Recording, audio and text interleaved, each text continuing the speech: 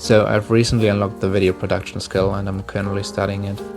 Let's have a brief look at its stats and why it might be worth for you to consider picking it up as well in the next level. Even video production level 1 already requires you to be somewhat familiar with technology to start with, and this will increase with higher levels. On top of that, as we will go over later, the skill only really becomes effective after you have put at least some levels into creativity. Additionally, patience is something that can definitely help decreasing the DC of skill challenges. For me personally, with my chosen background and skill set, I pushed the difficulty class for succeeding on the skill challenge to a moderate 12. More advanced skill levels inevitably have higher DC, but that is of course the reason we start with level 1, as it decreases the DC of subsequent levels. Next, let's have a look at how the skill will affect your stats. Video production is one of those skills which can really play at their strength in a support role. This makes it one of the most versatile and lucrative skills in the arts catalog currently available.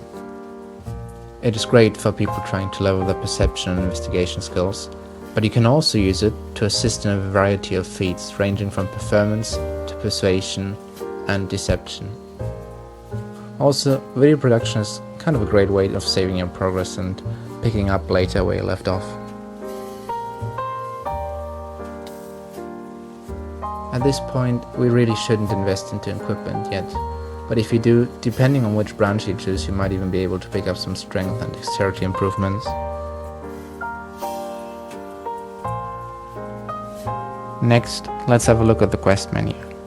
Now, when I originally started doing these, I think I kind of misjudged a lot of these quests and their complexity, and I ended up having to spend much longer on them than I anticipated, and actually producing the video took much longer than I anticipated.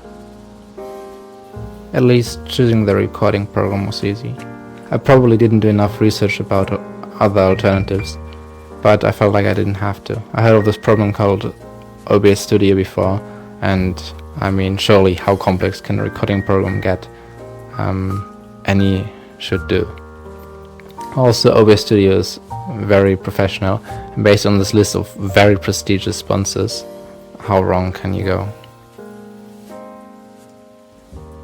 Of course, there were some problems. There are always problems. I think in this case it was mainly because I was recording the video on my Potato without a graphics card. But with these kinds of problems, you can always fix them by fiddling around with some settings that you don't understand what they do. And then, voila, magically everything works. As a little editor's note, I really like filming scenes like this. Like, previously I never really thought about it, but of course in order to film a scene like this I had to have a functioning recording program. So this isn't the actual try again, it's something I solved earlier and then I recorded it afterwards, but not with the recording program itself, but with a second copy and so on. So yeah, it's just interesting, you kind of get a different view on how these scenes are taken in other movies and videos. So yeah, I think that's quite neat. Alright, next up we've got the video editors. Now there are many choices for video editors, DaVinci Resolve and Lightworks being some of the more famous choices. Fortunately, DaVinci Resolve is great, but it's very difficult to get it to run on Linux. I think for me the reason was again that I haven't got a graphics card on my laptop. I know DaVinci works without graphics cards as well sometimes, but yeah, in that combination I couldn't get it to work. I think the problem with lots of these video editors in Linux is that they just don't look and feel nice. Definitely not appropriate for this century, or this decade at least, and the last one. So for example, Cinelera and Shotcut are probably both nice programs, but they just don't look appealing. And then there are programs like Olive and Flowblade, but Olive is in its alpha version and Flowblade hasn't got that many features. One of the more prominent choices is probably KDE and Live, but yeah, I don't know, it crashes a lot. It's it's not the most reliable. So I'd say probably after DaVinci Resolve, the next option to go for is Lightworks. Lightworks is flashy and looks nice. It's professional, and it comes in 3 versions with different features. And what captured me the most as a complete amateur, it was used in many Hollywood films. So yeah, I figured at that point at least I know if I fail it's due to my skills and definitely not due to the program. I played around a bit with it as well, and I have to say especially this node type editing, which is probably standard but isn't there in every program, is a lot of fun and very intuitive to kind of, get all your effects in the right place and the animations the right way. Unfortunately you can't have everything, and the problem with Lightworks is that the free version only allows you to export up to 720p, which would make this video probably even lower quality. So yeah, maybe at some point I'll get the pro version, and there's a lifetime license, but it's quite expensive. So for now I had to look for something else.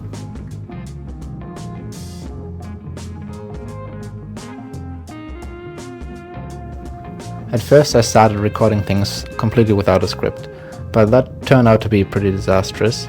So then I went on and scripted everything, every single word, but that sounded very unnatural.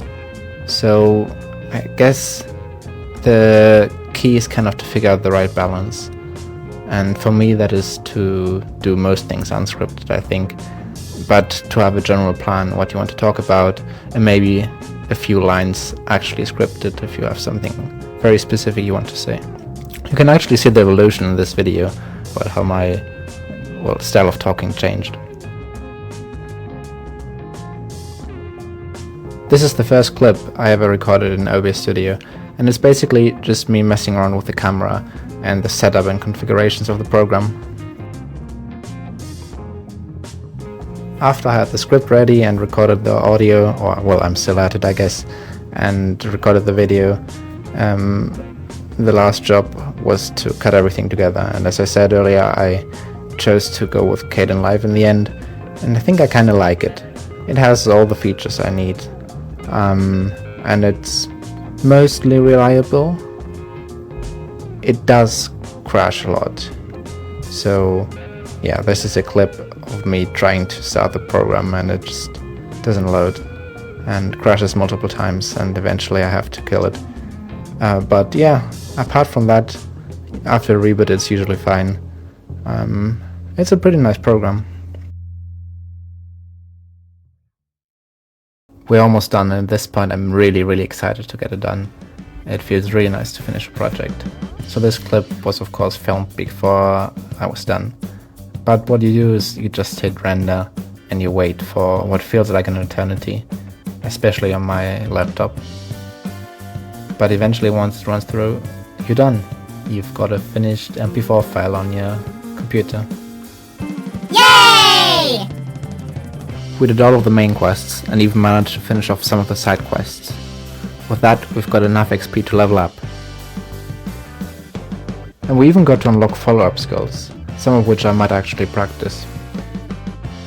Alright, that's it for today. See you in the next one.